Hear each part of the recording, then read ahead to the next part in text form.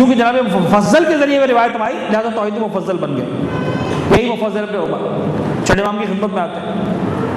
پتہ نہیں کیا خیال آیا مفضل کو کہ فرزند رسول میں آپ کی دادی فاطمہ زہرا کی ولادت کے احوال سننا چاہتا ہوں. کہا کہ سنو. اور جناب چھٹے امام اچھا روایت پھر شیخ عباس نے لکھی منتہی الاعمال کے اندر. کہا سنو جب شہزادی کی ولادت کا وقت آیا جناب خدیجہ بہت پریشان تھی. اچھا چھٹے امام نے بھی بڑی تفصیل کے ساتھ بات کو بیان کیا. بڑی پریشان تھی. کیوں پریشان تھی؟ اس لیے کہ اہل مکہ نے پیغمبر اکرم کا بڑا زبردست بائیکاٹ کیا ہوا تھا.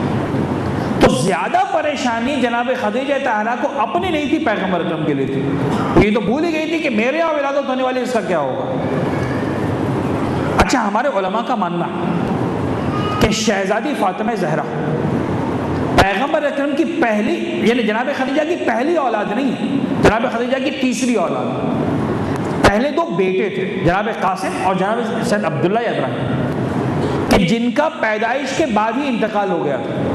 اور آج بھی ساری دنیا سے اہل ایمان جب جاتے ہیں مکہ اور مدینہ کی زیارتوں پر تو جو مکہ مکرمہ میں جنت المعلی کی دیوار کے باہر کھڑے رہ کر زیارتیں پڑھتے ہیں ان میں ایک جناب قاسم کی زیارت کی، جناب خدیجہ کی فرزند ہے. خدیجہ کی باقاعدہ سلام کیا جاتا ہے لیکن یہ بعثت سے پہلے کے واقعات ہیں. یہ واقعہ جو پیش آیا جناب سیدہ کی ولادت کا بعثت کے 5ویں سال، یعنی اس وقت جب پیغمبر اکرم کی اپنی عمر مبارک 45 سال کی ہو چکی. اور اگر یہ روایت صحیح ہے کہ پیغمبر کی شادی اس وقت ہوئی جب پیغمبر کی عمر 25 سال کی تھی، تو پھر مجھے لنک کرنے دیجئے اس آیت سے جو میں نے شروع میں پڑھی انا اعطیناک الکوثر فصلی لربک وانحر ان شانک هو الابتر. اے حبیب ہم نے تمہیں کوثر عطا کر دیا. چھٹے امام کی روایت پہ آؤں گا لیکن ایک نقطہ سے بتا دوں، اس کو لنک کر دو فوراً یہاں پر آ جاؤ. 20 سال شادی کو ہو چکے، درمیان میں 2 اولادیں ہوئی، دونوں اس دنیا سے رخصت ہو گئے.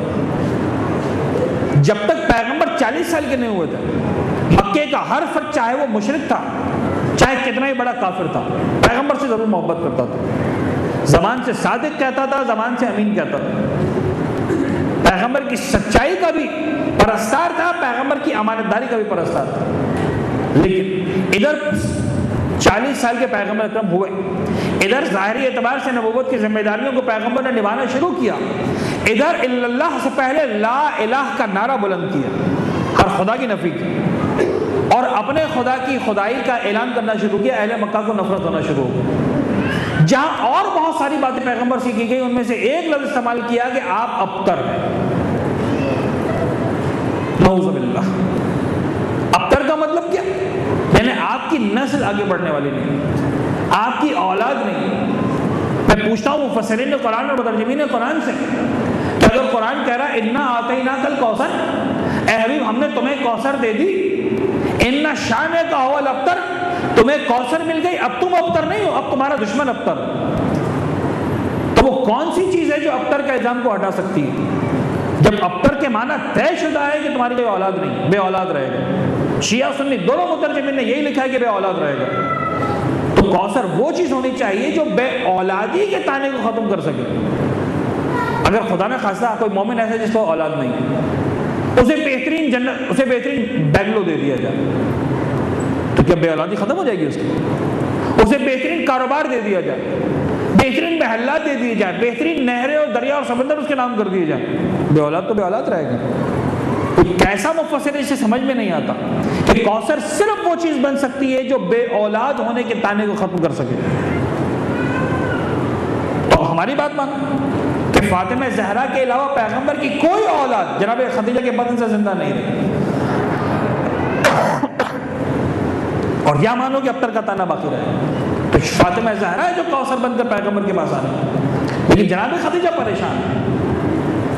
کیا ہوگا اب؟ جو جناب خدیجہ پریشان ہے پیغمبر کے لیے، پیغمبر پریشان ہے جناب خدیجہ کے لیے. لہٰذا پیغمبر کو بھی جناب خدیجہ کی بڑی فکر ہوتی ہے. امام فرماتے ہیں پیغمبر ایک دن گھر میں تشریف لائے اور دیکھا کہ جناب خدیجہ کسی کے ساتھ باتیں کر رہی ہیں، اور باتوں میں اتنا مگن ہے کہ پیغمبر کے آنے کا احساس بھی نہیں ہوا. شاید روایت کا انداز ہے پیغمبر نے ادھر دیکھا ادھر دیکھا، کوئی نظر نہیں ہے. کس سے باتیں ہو رہی؟ کہ خدیجہ کس سے باتیں کر رہی؟ مجھے تو کوئی نظر نہیں آ رہا. اور جناب خدیجہ فرماتی ہے کہ نہیں اللہ کے رسول، کوئی اور نہیں ہے یہاں پر بات کرنے کے لیے، یہ میرے پیٹ میں جو اولاد ہے میری، یہ مجھ سے باتیں کرتی ہے، مجھ سے مانوس ہے، مجھ سے بات کیا کرتی ہے۔ ادھر پیغمبر نے بات سنی، ادھر جبرائیل نازل ہوتے ہیں، پیغمبر فرماتے ہیں اے فاطمہ، اے خدیجہ، یہ ابھی ابھی جبرائیل میرے پاس آئے، مجھے خبر دے رہے ہیں کہ یہ اولاد تمہارے پیٹ میں، یہ بیٹا نہیں ہے، بیٹی ہونے والی ہے۔ اور صرف اتنی خبر نہیں دے رہے، وہ یہ بھی خبر دے رہے ہیں کہ یہی بیٹی وہ ہوگی جس کی نسل، جس سے میری نسل چلنے والی ہے، اور پروردگار اسی بیٹی کی نسل سے وحی کے منقطع ہو جانے کے بعد اپنی ہدایت کے سلسلے کو قیامت تک جاری رکھے گا۔ جناب خدیجہ کو بشارت دی جائے، جناب خدیجہ خوش، لیکن ایک وقت وہ آیا جو شاید ولادت کے وقت ہر عورت کی زندگی میں آتا ہے کہ اب اسے عورت کی مدد کی ضرورت ہے۔ جناب خدیجہ نے، میں بڑے سنبھل کر الفاظ کو استعمال کر رہا ہوں لیکن چاہ رہا ہوں کہ میسج مکمل ہو جائے، بس میں نے گفتگو کو مکمل کیا، ٹائم میرے ہاتھ سے نکل چکا۔ جناب خدیجہ نے قریش کی عورتوں کے پاس پیغام بھجوائے، آؤ میری مدد کے لیے، آؤ میری ہیلپ کرنے کے لیے، کوئی ہے جو آئے؟ قریش کی عورتوں نے وہی پیغام بھجوائے جو پہلے بھجوا چکے تھے، ہم نے تم سے منع کیا تھا نا کہ تم ابو طالب کے یتیم سے شادی مت کرو، یہ جملہ روایت کا، بے دھیانی میں زبان سے نہیں نکل رہا الفاظ، جناب عبداللہ کا لفظ بھی ہے اس روایت میں، ابو طالب کا لفظ ہے۔ کس نے کہا تھا ابو طالب کے یتیم سے شادی کر لو؟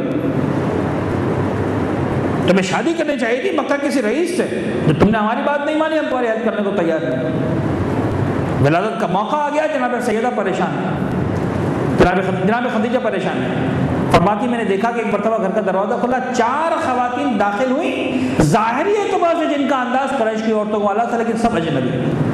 میں گھبرا گئی کہ عورتیں کون، کوئی اپنا آیا ہوتا پھر بھی اطمینان ہوتا، اجنبی عورتیں آئی، کیا پتہ نقصان پہنچانے کے لیے آئی، لیکن جیسے ہی گھر میں داخل ہوتی سب سے پہلے کہتی ہے خدیجہ گھبرانے کی ضرورت نہیں ہے، ہم تمہاری مدد کرنے کے لیے آئے، ہمیں پروردگار عالم نے تمہاری مدد کرنے کے لیے بھیجا۔ پہلی کہتی ہے میں آسیہ ہوں، دوسرے نے کہا میں سارہ ہوں جناب ابراہیم کی زوجہ، تیسرے نے کہا میں مریم ہوں جناب عیسیٰ کی ماں، چوتھے نے کہا میں کلثوم ہوں جناب موسیٰ کی بہن، ہمارا کام ہے پروردگار نے بھیجا ہے تمہاری مدد کرے اس مشکل وقت کے اندر۔ جس مریم کی گواہی کے لیے عیسیٰ گواہی، کس صداقت کے لیے، عصمت کے لیے جناب عیسیٰ گواہی دے رہے ہیں، وہ مریم شہزادی فاطمہ زہرا کے لیے دائی بن کر آ رہی ہے۔ کوئی عظمت اور مقام کو سوچے تو صحیح، کوئی اس بلندی کا اندازہ تو کرے۔